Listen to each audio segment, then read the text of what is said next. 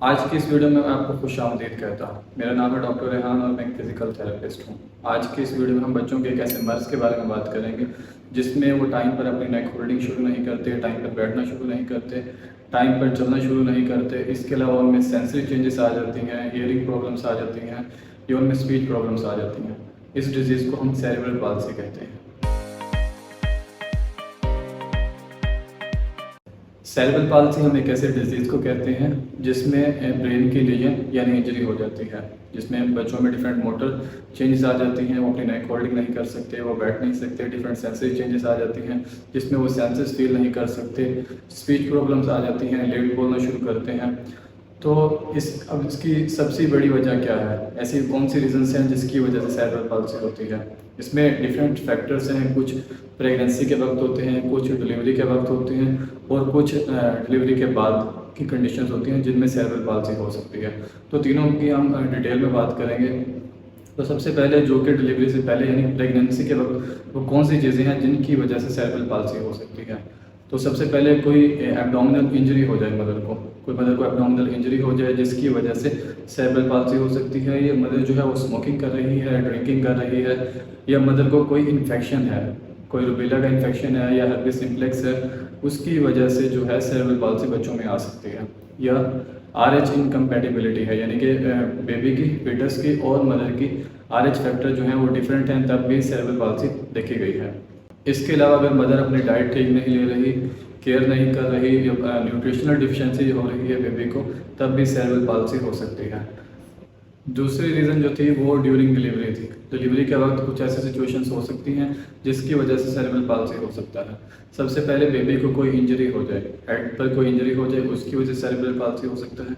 Oxygen deprivation हो जाए, baby को ऑक्सीजन सही से ना मिले, तब सेरेब्रल पाल्सी हो सकता है। अब ऑक्सीजन अगर मदर को कोई ऐसी मेडिसिन दी जाए या एनेस्थीसिया दिया जाए जिसकी वजह से ड्यूरिंग डिलीवरी अगर मदर का ब्लड प्रेशर जो है बहुत ज़्यादा लो हो जाता है, तो बेबी को उसकी ऑक्सीजन जो है डिमांड जितनी है वो नहीं मिल पाती, जिसकी वजह से सेरेब्रल पाल्सी हो सकता है।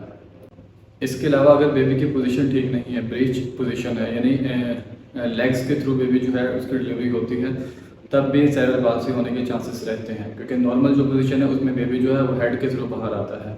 इसके अलावा यूट्राइन हेमरेज हो जाए, उसकी वजह से भी सेरेब्रल पाल्सी हो सकती है। इसके अलावा कुछ फैक्टर्स ऐसे भी हैं जो कि डिलीवरी के बाद बेबी को हो सकते हैं जिसकी वजह से सेरेब्रल पाल्सी हो सकता है। मतलब मोस्ट कॉमन हेड की इंजरी है, कोई ट्रॉमा हो जाए बेबी के हेड पर, तब भी सेरेब्रल पाल्सी हो सकता है। कोई इन्फेक्शन हो जाए, इसमें ट्यूबरक्लोसिस हो सकता है, टीबी है, मेनिंजाइटिस है, हमारी स्पाइन की मेनिंजीस होती है, अगर उसकी इन्फ्लेमेशन हो जाए तब भी सेरेब्रल पाल्सी हो सकता है। या इसके अलावा कोई ऐसी रीज़न बन जाए जिसकी वजह से बेबी को ऑक्सीजन सही से ना मिल सके, जैसे अगर वो कोई गैस इनहेल कर लेता है, कोई पॉइजन इनहेल कर लेता है, या कोई और रीज़न जिसकी वजह से ऑक्सीजन ना सही से मिल सके, तब भी सेरेब्रल पाल्सी हो सकती है। अगर हम इसके साइन एंड सिम्टम्स की बात करें कि पेशेंट्स किस तरह प्रेजेंट करते हैं, तो मोस्ट कॉमन जो है वो डिलेड माइलस्टोन होते हैं। पेशेंट्स जो है वो टाइम पर, बेबी जो है वो टाइम पर नेक होल्डिंग शुरू नहीं करता। 3 मंथ का बेबी जो है वो नेक होल्डिंग स्टार्ट कर देता है। इन पेशेंट्स में 8 मंथ, 1 ईयर या इससे भी ज़्यादा का टाइम हो जाता है कि नेक होल्डिंग शुरू नहीं करते। 6 मंथ का बेबी जो है वो स्पॉटेड सिटिंग स्टार्ट कर देता है, तो ये स्पॉटेड सिटिंग भी स्टार्ट नहीं करते, बहुत ज़्यादा डिले कर देते हैं, टाइम पर खड़ा होना शुरू नहीं करते। 15 मंथ्स का बेबी जो है वो चलना शुरू कर देता है, ये चल नहीं सकते। तो इसमें डिफरेंट कंडीशंस हैं जिनमें डिलेड माइलस्टोन्स हो जाते हैं। इसके अलावा इनमें जो है डिफरेंट टोपोग्राफिकल रीजन इन्वॉल्व होते हैं, जैसे कि बाद पेशेंट में हाफ साइड की जो इन्वॉल्वमेंट होती है, हाफ साइड का कड़ाव होता है, स्पास्टिसिटी होती है, जैसे हम हेमीप्लेजिया कहते हैं या क्वाड्रिप्लेजिया होता है जिसमें चारों लिम्स हमारे इन्वॉल्व होती हैं, दोनों बाजू और दोनों टांगें। पैराप्लेजिया होता है जिसमें दोनों टांगें इन्वॉल्व होती हैं। तो इसमें डिफरेंट कंडीशंस हैं, डिफरेंट टोपोग्राफिकल रीजन में पेशेंट्स पर इफेक्ट करती हैं। इसके अलावा इन पेशेंट्स में अकड़ाव है, पट्टों में अकड़ाव होता है, स्पास्टिसिटी है, रेंज ऑफ मोशंस कम होती हैं, पेन होता है। इसके अलावा ट्रेमर्स हैं, मस्कुलर वीकनेस होती है, बाद पेशेंट्स में जो है मसल टोन डिक्रीज हुई होती है, बैलेंस और कोऑर्डिनेशन इश्यूज आ जाते हैं, स्पीच प्रॉब्लम्स आ जाती हैं। तो mainly in sign and symptoms के साथ पेशेंट जो हैं वो प्रेजेंट करते हैं हमें। इसके डायग्नोसिस के लिए हम जो है MRI, CT स्कैन और अल्ट्रासोनोग्राफी से हेल्प लेते हैं, जो कि हमें इसके डायग्नोसिस में हेल्प करती हैं। इसके अलावा कुछ फिजिकल टेस्ट भी हम करते हैं, इसमें हियरिंग टेस्ट होते हैं, विजन टेस्ट होते हैं, कुछ मस्कुलोस्केलेटल टेस्ट करते हैं जिससे हमें जो है वो अपने सेरेब्रल पाल्सी के डायग्नोसिस को कंफर्म करते हैं। अगर हम इसके ट्रीटमेंट की बात करें तो इसमें हमें पूरी एक टीम चाहिए होती है। हमें फिजिशियन भी चाहिए, हमें सर्जन भी चाहिए, हमें physical therapist, occupational therapist, speech therapist सभी चाहिए होते हैं।